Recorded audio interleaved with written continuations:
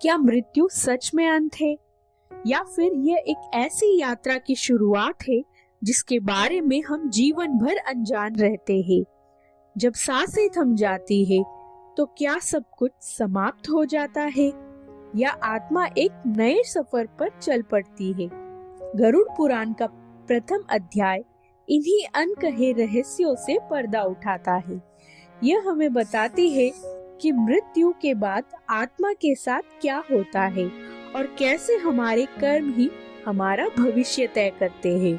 आइए इस दिव्य संवाद में प्रवेश करें, जहां भगवान विष्णु स्वयं गरुड़ जी जो उनके वाहन हैं, उन्हें जीवन और मृत्यु के सबसे गहरे सत्य समझाते हैं।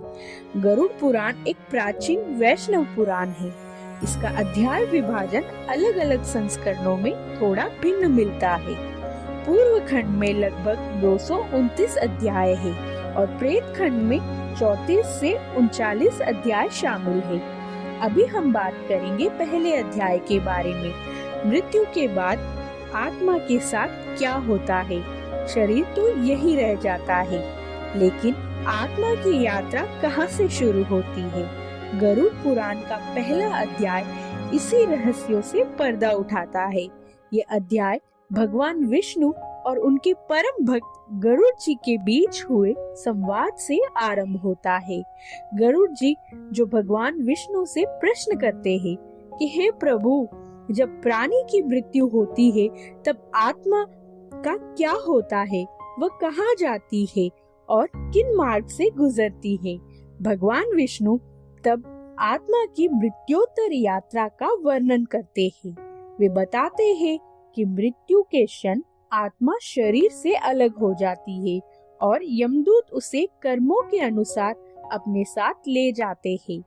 पहले अध्याय में यही बताया गया है कि जीव में अच्छे और बुरे कर्म ही उसका भाग्य तय करते हैं।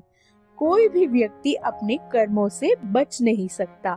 भगवान विष्णु कहते हैं, जो मनुष्य जीवन में धर्म, सत्य और करुणा का पालन करता है, उसकी आत्मा को कष्ट नहीं होता, लेकिन जो अधर्म और अहंकार के मार्ग पर चलता है, उसे भयावह पीड़ाओं का सामना करना पड़ता है। इस अध्याय में यह संदेश स्पष्ट दिया गया है कि मृत्यु अंत नहीं, बल्कि एक नई यात्रा की शुरुआत है।